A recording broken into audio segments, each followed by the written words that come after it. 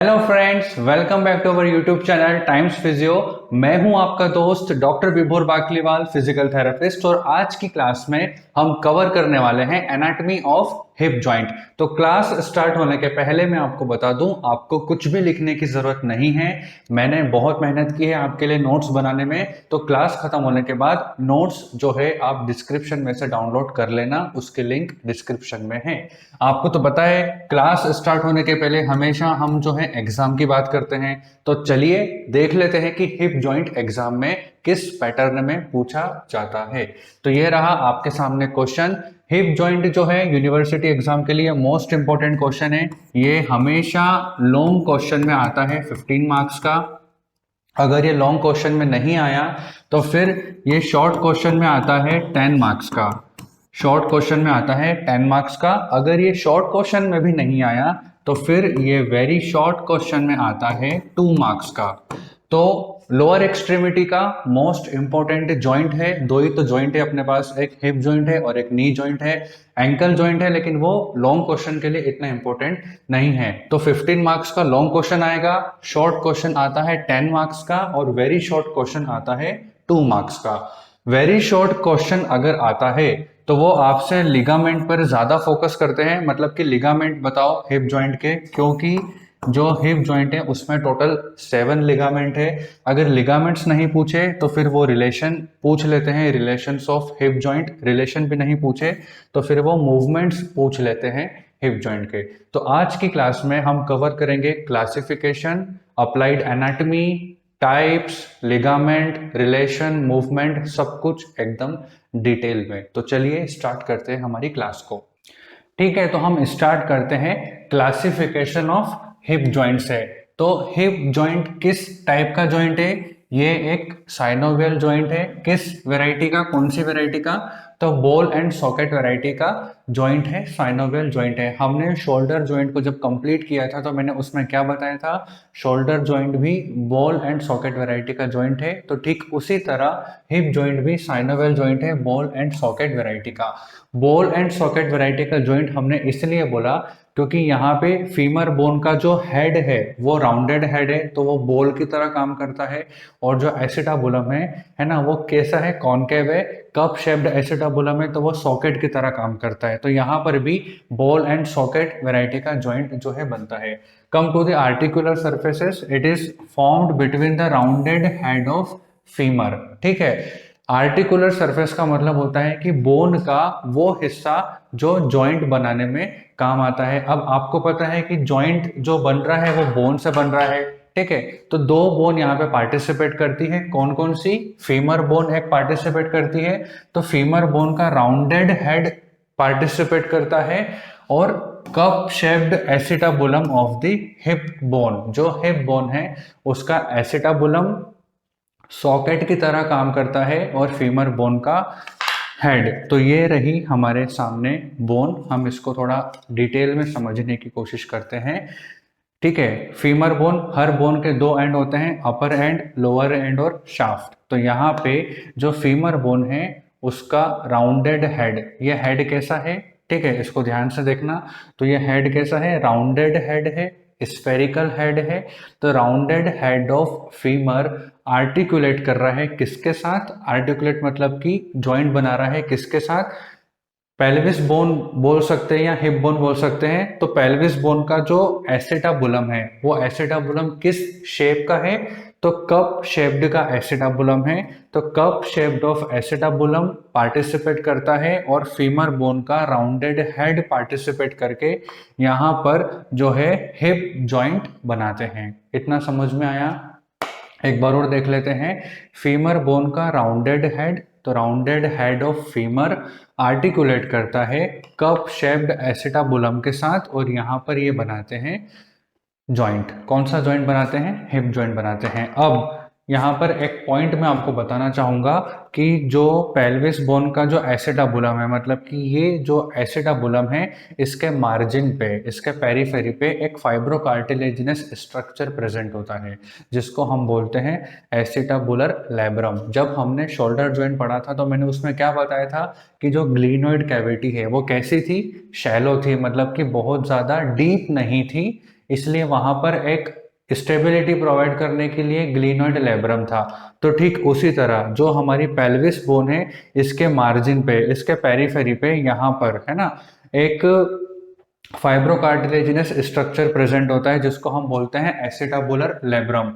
तो the acetabulum is depend, मतलब the acetabulum is depend at its margin, उसकी जो मार्जिन है वहां से उसको थोड़ा और डेप्थ प्रोवाइड करता है एक फाइब्रोकार्टिलेजिनस स्ट्रक्चर जिसको हम बोलते हैं एसिटाबुलर लेब्रम। क्या बोलते हैं? Acetabular labrum. वो एसिटाबुलर लेब्रम जो है इसके मार्जिन पे, पेरीफेरी पे अटैच होता है और वो क्या करता है, जॉइंट को स्टेबिलिटी प्रोवाइड करता है और ज्यादा डेप्थ प्रोवाइड करता है।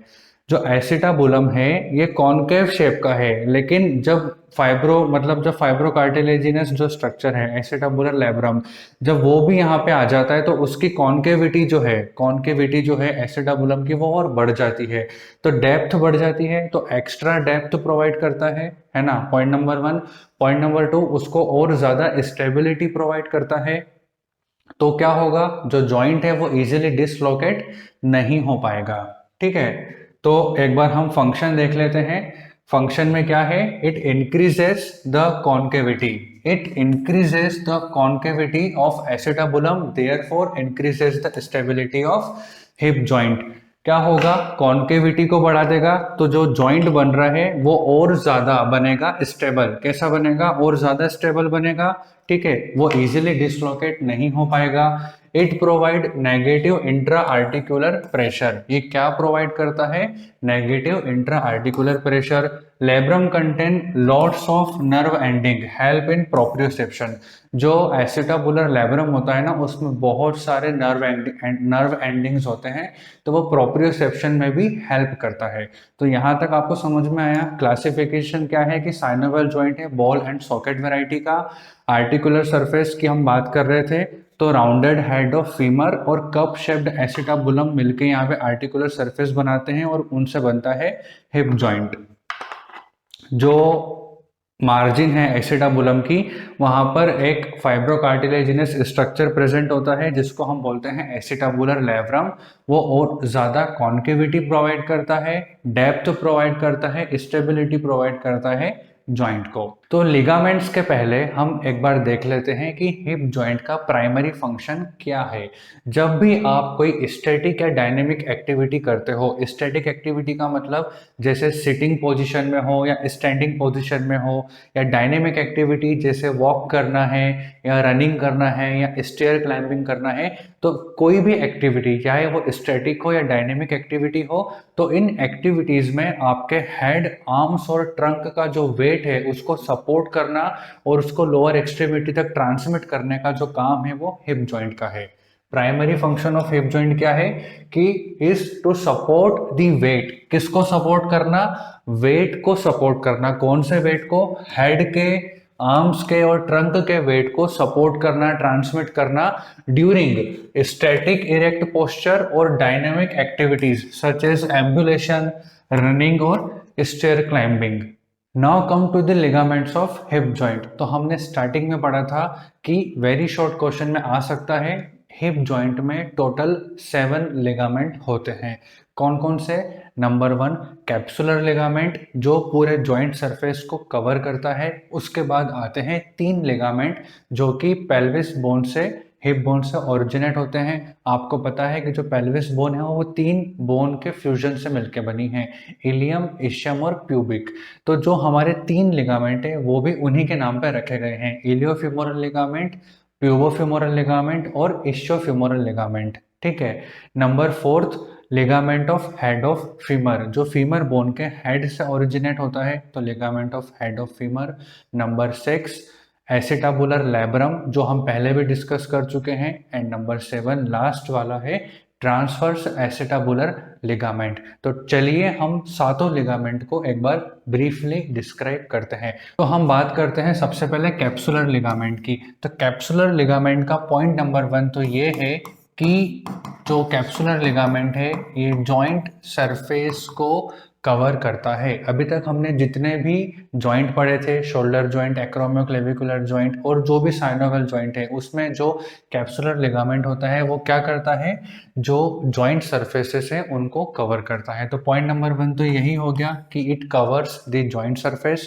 Point number 2, it is highly strong ligament. ठीक है, जो हिप जॉइंट में कैप्सुलर लिगामेंट है वो कैसा है, स्ट्रॉन्ग लिगामेंट है। आपको याद होगा जब हमने शोल्डर जॉइंट पढ़ा था तो मैंने वहां पर आपको क्या बताया था कि जो जॉइंट कैप्सूल है, मतलब कि जो कैप्सुलर लिगामेंट है वो इंफीरियरली वीक है ना। लेकिन हिप जॉइंट में क्या है कि ये हाईली स्ट्रॉन्ग लिगामेंट है, मतलब इसको चारों तरफ से पूरा सपोर्ट मिलता है हिप जॉइंट को। तो इसमें क्या हो रहा है, हमको स्टेबिलिटी जो है हिप जॉइंट की वो भी ज़्यादा है और मोबिलिटी जो है हिप जॉइंट की वो भी ज़्यादा है। शोल्डर जॉइंट में क्या था कि स्टेबिलिटी कम थी क्योंकि कैप्सुलर नीचे की तरफ से वीक था इंफीरियरली, लेकिन यहाँ पर ये स्ट्रॉन्ग लिगामेंट है, प्रॉपरली अटैच है, तो स्टेबिलिटी भी ज़्यादा है और मोबिलिटी भी ज़्यादा है। इसके अटैचमेंट की बात करते हैं तो मैंने क्या बोला कि ये कैप्सुलर मतलब जॉइंट सरफेस पे अटैच होता है। तो जॉइंट सरफेस पे कहाँ पे होता है, सबसे पहले हम बात करते हैं पेल्विस बोन पे। तो ये जो एसिटाबुलर मार्जिन है, एसिटाबुलर मार्जिन पे अटैच होता है। इसके अलावा ट्रांसवर्स एसिटाबुलर लिगामेंट है जो इस डायग्राम में अभी आपको नहीं दिख रहा, मैं बाद में बता दूंगा। तो एसिटाबुलर मार्जिन पे अटैच होता है और एंटीरियरली इसका अटैचमेंट होता है इंटरट्रोकेंट्रिक लाइन पर। कहाँ पर अटैच होता है, इंटरट्रोकेंट्रिक लाइन पे। मैंने क्या बोला, कैप्सुलर लिगामेंट जो है जॉइंट सरफेस को कवर करता है, ओरिजिनेट होता है ये, या फिर ऐसा कह सकते हैं कि एसिटाबुलर मार्जिन को, मतलब पेल्विक बोन पे एसिटाबुलर मार्जिन को कवर करता है, वहां पर अटैच रहता है। फीमर बोन पे एंटीरियरली जो है ये इंटरट्रोकेंट्रिक लाइन पर अटैच होता है। और अगर मैं पोस्टीरियरली बात करूं फीमर बोन की, तो पोस्टीरियरली इसका अटैचमेंट होता है इंटरट्रोकेंट्रिक क्रिस्ट पे। कहाँ पर इसका अटैचमेंट होता है, यहाँ पर इंटरट्रोकेंट्रिक क्रिस्ट पे। तो कैप्सुलर लिगामेंट के दो अटैचमेंट है, फीमर बोन पे एंटीरियरली इंटरट्रोकेंट्रिक लाइन और पोस्टीरियरली इंटरट्रोकेंट्रिक क्रेस्ट, और पेल्विक बोन पे एसिटाबुलम की मार्जिन पे, है ना, एसिटाबुलर मार्जिन और ट्रांसवर्स एसिटाबुलर लिगामेंट। ठीक है, तो लिगामेंट नंबर 2 है हमारा इलियोफीमोरल लिगामेंट। इलियोफीमोरल लिगामेंट स्टार्ट करने के पहले मैं आपको बता दूं कि हमने क्या पढ़ा था कि पेल्विक बोन से 3 लिगामेंट ओरिजिनेट होते हैं। कौन कौन से होते हैं, इलियोफीमोरल, इश्योफीमोरल और प्यूबोफीमोरल। तो जो इलियोफीमोरल लिगामेंट है ये वाला, और एक प्यूबोफीमोरल लिगामेंट है ये वाला, दो लिगामेंट जो है ये एंटीरियरली प्रेजेंट होते हैं। ठीक है, और एक जो लिगामेंट है हमारा इश्योफीमोरल लिगामेंट, ये इश्योफीमोरल लिगामेंट जो है पोस्टीरियरली प्रेजेंट होते हैं। मतलब कि टोटल 3 लिगामेंट है, तो 2 लिगामेंट एंटीरियरली प्रेजेंट होते हैं और एक लिगामेंट जो है इश्योफीमोरल लिगामेंट ये पोस्टीरियरली प्रेजेंट होता है। तो हम बात कर रहे थे लिगामेंट नंबर 2 इलियोफीमोरल लिगामेंट। किसकी बात कर रहे थे, इलियोफीमोरल लिगामेंट की। तो इसका पॉइंट नंबर 1 तो ये है कि it is inverted Y shaped ligament. कैसा है ये, इन्वर्टेड वाई शेप्ड लिगामेंट। ठीक है, inverted Y shaped ligament. Number 2, it is the strongest ligament in the human body. पूरी ह्यूमन बॉडी का हिप जॉइंट का सबसे ज्यादा स्ट्रॉन्गेस्ट लिगामेंट है। पॉइंट नंबर 3, कहाँ पर प्रेजेंट होता है, तो भैया ये एंटीरियरली प्रेजेंट होता है। ठीक है, एंटीरियरली प्रेजेंट है, बॉडी का सबसे स्ट्रॉन्गेस्ट लिगामेंट है और इन्वर्टेड वाई शेप्ड का है। इतना समझ में आया। तो हम देखते हैं इसके अटैचमेंट। इसके 2 अटैचमेंट है। एक अटैचमेंट जो है वो होता है एंटीरियर इंफीरियर इलियक स्पाइन। कहाँ पर होता है, एंटीरियर इंफीरियर इलियक स्पाइन। और दूसरा अटैचमेंट होता है फीमर बोन के इंटरट्रोकेंट्रिक लाइन पर। कहाँ पर होता है, इंटरट्रोकेंट्रिक लाइन पर। तो फर्स्ट जो इसका अटैचमेंट है, फर्स्ट इसका जो अटैचमेंट है वो कहाँ पर है, फर्स्ट अटैचमेंट है anterior inferior iliac spine.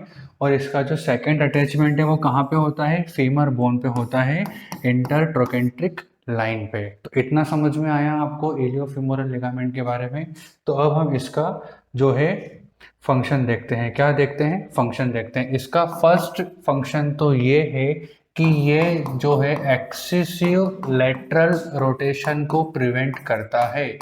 Excessive lateral rotation which is also known as external rotation. तो एक्सेसिव लेटरल रोटेशन को होने से प्रिवेंट करता है। दूसरा, जब आप स्टैंडिंग पोजीशन पे रहते हैं तो ये हाइपर एक्सटेंशन को होने से भी प्रिवेंट करता है। किससे? हाइपर एक्सटेंशन होने से भी प्रिवेंट करता है। एक लिमिट से ज़्यादा एक्सटेंशन ना हो। कब? जब आप स्टैंडिंग पोजीशन में रहते हैं। तो इसके दो फंक्शन हैं। फंक्शन नंबर 1 कि एक्सेसिव लेटरल रोटेशन को होने से प्रिवेंट कर रहा है, और दूसरा फंक्शन ये है कि हाइपर एक्सटेंशन होने से भी प्रिवेंट करता है जब आप स्टैंडिंग पोजीशन में रहते हैं। तो ligament number 3 which is known as pubofemoral ligament. अभी हमने क्या पढ़ा था कि दो लिगामेंट हैं जो एंटीरियरली प्रेजेंट होते हैं। कौन कौन से? इलियोफेमोरल लिगामेंट और प्यूबोफेमोरल लिगामेंट। तो प्यूबोफेमोरल लिगामेंट का पॉइंट नंबर 1 क्या है कि ये लिगामेंट भी एंटीरियरली प्रेजेंट होता है। तो पॉइंट नंबर 1 तो ये हो गया, एंटीरियरली प्रेजेंट है। Point number 2, it is triangular in shape. किस शेप का लिगामेंट है ये? तो ट्रायंगुलर शेप का लिगामेंट है। आप देख सकते हो कि ये जो शेप बन रहा है यहाँ पे लिगामेंट का, ये कैसा है?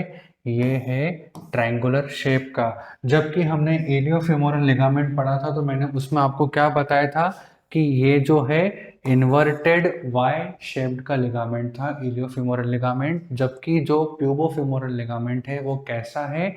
वो ट्रायंगुलर शेप का है। तो इसके अटैचमेंट की बात करते हैं तो इसके भी दो अटैचमेंट है ना। फर्स्ट अटैचमेंट मतलब जो पहला अटैचमेंट है, ये कहाँ पे अटैच होता है लिगामेंट? ये होता है इलियो प्यूबिक जंक्शन पर। कहाँ पर अटैच होता है? इलियो प्यूबिक जंक्शन पे। और दूसरा जो अटैचमेंट है वो अटैचमेंट है इसका इंटरट्रोकेंट्रिक लाइन के ऊपर। कहाँ पर है? इंटरट्रोकेंट्रिक लाइन पर। इंटरट्रोकेंट्रिक लाइन पर जॉइंट कैप्सूल भी है। तो जॉइंट कैप्सूल और इंटरट्रोकेंट्रिक लाइन पे इंसर्ट होता है फीमर बोन पे, और यहाँ पर इंसर्ट होता है ऊपर की तरफ इलियो प्यूबिक जंक्शन पे। इलियो प्यूबिक जंक्शन का मतलब कि इलियो प्यूबिक मतलब कि दो बोन है, इलियम और प्यूबिक। तो इलियो प्यूबिक जहाँ पर दो बोन आपस में फ्यूज करती है या दो बोन जहाँ पे यूनाइट करती है, तो इलियो प्यूबिक जंक्शन हमने उसको बोला। तो ऊपर की तरफ तो इलियो प्यूबिक जंक्शन पे अटैचमेंट होता है, और जो नेक्स्ट दूसरा अटैचमेंट है वो है इंटरट्रोकेंट्रिक लाइन के ऊपर। अब अगर मैं इसके फंक्शन की बात करूं, इसके क्या फंक्शन है, तो इट प्रिवेंट एक्सेसिव एबडक्शन। ये क्या प्रिवेंट करता है? एक्सेसिव एबडक्शन प्रिवेंट करता है हिप जॉइंट का। जब आप एबडक्शन परफॉर्म करते हो हिप जॉइंट पे तो एक लिमिट से ज़्यादा एबडक्शन ना हो, उसको ये प्रिवेंट करता है। तो अभी हमने क्या क्या इसके पॉइंट पढ़े? हमने पढ़ा कि ये एंटीरियरली प्रेजेंट है, फिर हमने पढ़ा कि ये ट्रायंगुलर शेप का है, ठीक है। उसके बाद हमने क्या पढ़ा कि ऊपर की तरफ ये इलियो प्यूबिक जंक्शन पे अटैच होता है, और नीचे की तरफ जो है इंटरट्रोकेंट्रिक लाइन पे ये अटैच होता है। फिर हमने इसके फंक्शन पढ़े कि ये एक्सेसिव एबडक्शन को होने से प्रिवेंट करता है। तो ये रहा हमारा लिगामेंट नंबर 3। नेक्स्ट लिगामेंट है हमारा इशियोफेमोरल लिगामेंट। इसके पहले हमने दो लिगामेंट पढ़े थे।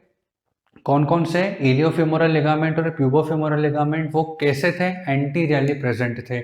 लेकिन जो इशियोफेमोरल लिगामेंट है वो पोस्टीरियरली प्रेजेंट होता है। तो इसका पॉइंट नंबर 1 तो यही हो गया कि this ligament is present posteriorly, ठीक है। उसके बाद हम इसके अटैचमेंट की बात करते हैं। तो इसके दो अटैचमेंट है, एक जो इशियम बोन पे होगा और दूसरा जो फीमर बोन पे होगा।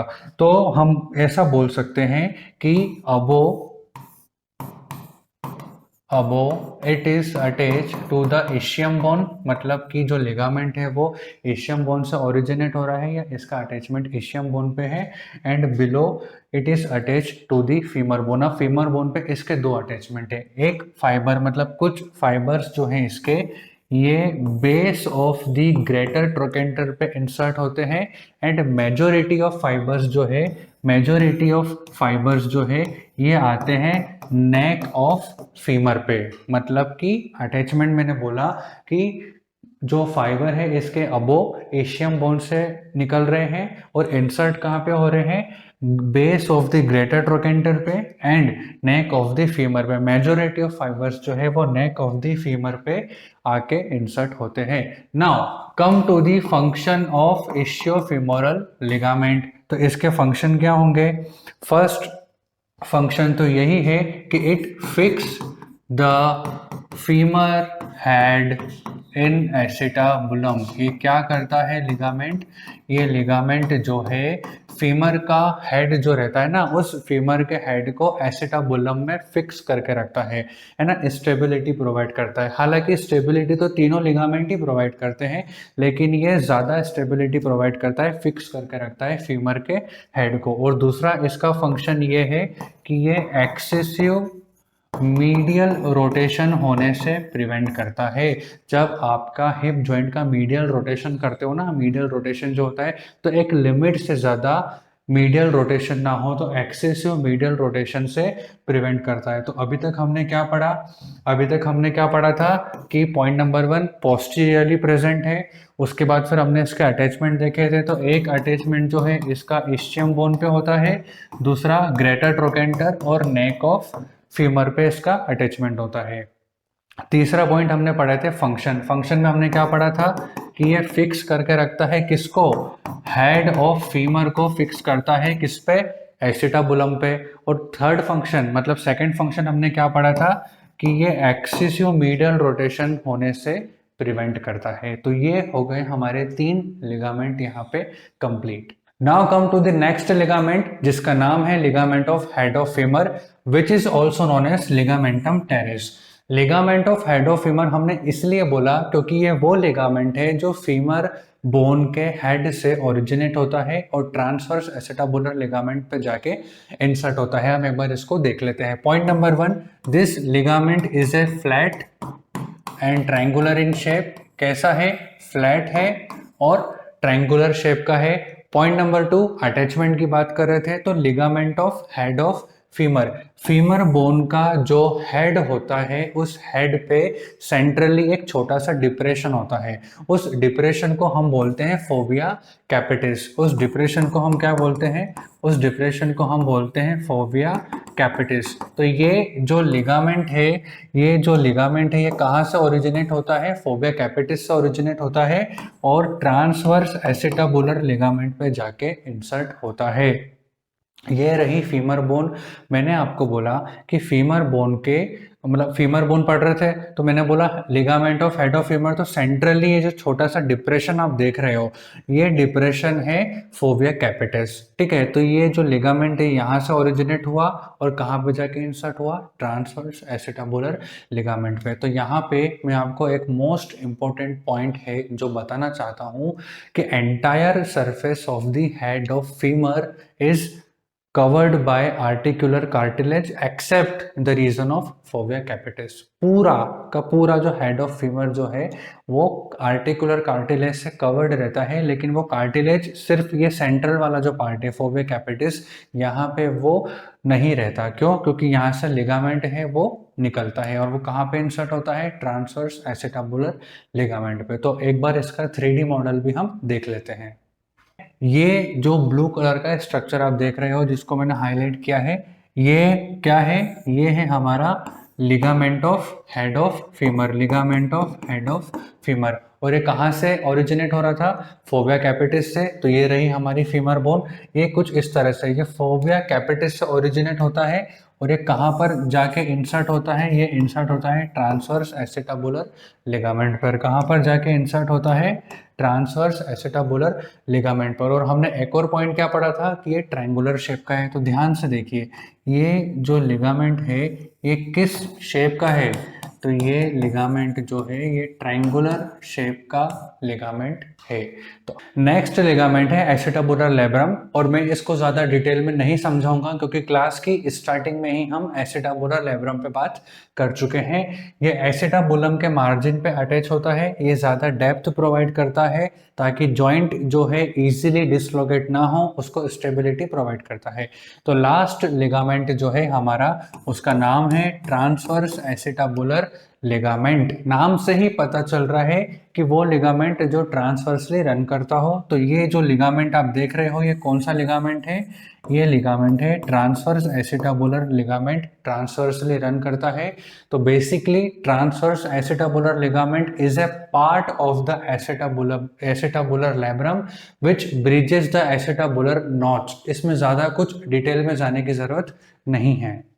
Now come to the relations of hip joint. तो हिप जॉइंट के रिलेशन को हम चार एस्पेक्ट में देखते हैं, एंटीरियर, पोस्टीरियर, सुपीरियर और इन्फीरियर। तो अभी हम थ्योरेटिकली एक बार इसके रिलेशन को देख लेते हैं, फिर जब हम मूवमेंट कवर करेंगे तो वहाँ पे आपको जो रिलेशन है वो और बेटर समझ में आ जाएंगे। ठीक है, तो रिलेशन में सबसे पहले हम बात करते हैं एंटीरियरली कौन कौन से स्ट्रक्चर प्रेजेंट होते हैं। तो एंटीरियरली कौन कौन से स्ट्रक्चर है? Number 1 iliopsoas, psoas bursa, pectineus muscle, rectus femoris muscle का straight head and femoral nerve and vessels. ठीक है, फिर अगर मैं बात करता हूं पोस्टीरियर रिलेशन की, तो पोस्टीरियरली कौन कौन से स्ट्रक्चर हैं जो प्रेजेंट है? तो पोस्टीरियरली है sciatic nerve, piriformis, obturator internus and externus with gemelli, quadratus femoris and gluteus maximus. ठीक है, इन्फीरियर रिलेशन की अगर हम बात करते हैं तो इन्फीरियरली तीन स्ट्रक्चर प्रेजेंट होते हैं, gluteus minimus, gluteus medius and rectus femoris. और इन्फीरियरली अगर हम बात करें तो पेक्टिनियस एंड ऑब्टुरेटर एक्सटर्नस। तो अभी हम मूवमेंट करेंगे तो आपको जो रिलेशन है वो और ज़्यादा बेटर समझ में आ जाएंगे। Now come to the movements of hip joint. तो सबसे पहले हम बात करते हैं कि हिप जॉइंट पर फ्लेक्शन कौन कौन सी मसल करवाती है। तो फ्लेक्शन के लिए मसल है iliacus, tensor fasciae latae, rectus femoris, psoas major, pectineus muscle, adductor longus and sartorius. तो ये सब मसल मिलके जो है फ्लेक्शन मूवमेंट परफॉर्म करती है हिप जॉइंट पे। तो हम इसका एक डेमो देख लेते हैं।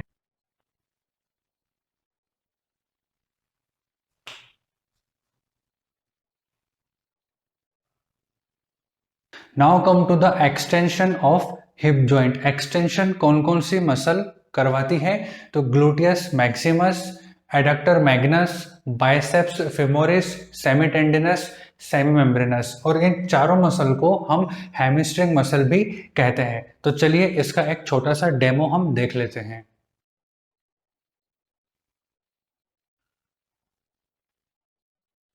Now come to the abduction of hip joint. हम बात करते हैं कि एबडक्शन कौन कौन सी मसल परफॉर्म करती है। तो बेसिकली तीन मसल है जो हिप जॉइंट पे एबडक्शन मूवमेंट परफॉर्म करवाती है, ग्लूटियस मीडियस, ग्लूटियस मिनिमस और टेंसर फेशियाई लाटा। तो चलिए इसका भी हम एक डेमो देख लेते हैं।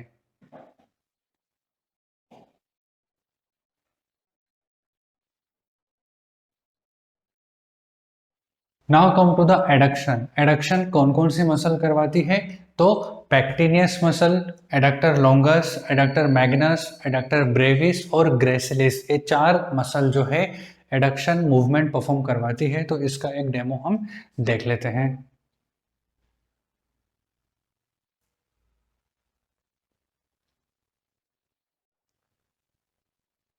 नाउ मीडियल रोटेशन कौन कौन सी मसल करवाती है? तो तीन मसल है जो हिप जॉइंट पे मीडियल रोटेशन करवाती है, वो है टेंसर फेशियाई लाटा, ग्लूटियस मीडियस और ग्लूटियस मिनिमस। ये तीन मसल है जो मीडियल रोटेशन करवाती है।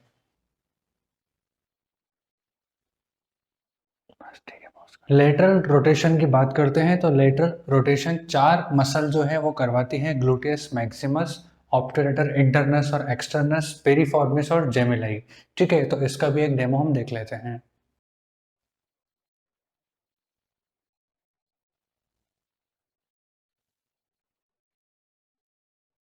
Now come to the blood supply and nerve supply of hip joint. तो ब्लड सप्लाई और नर्व सप्लाई को तो बहुत ज़्यादा डिटेल में समझने जैसा कुछ है नहीं। जब इंडिविजुअल नर्व पढ़ेंगे हम लोग तो उसमें हम नर्व को डिटेल में देख लेंगे, लेकिन अभी हम सिर्फ थ्योरेटिकली इसको देख लेते हैं। तो ब्लड सप्लाई की बात करते हैं तो obturator artery to gluteal artery and to circumflex femoral artery जो है ब्लड सप्लाई करती है हिप जॉइंट को। और नर्व सप्लाई की बात करें तो फीमोरल नर्व जो है, femoral nerve, gluteal nerve, quadratus femoris मतलब nerve to quadratus femoris, nerve to rectus femoris and last one is obturator nerve supply करती है हिप जॉइंट को।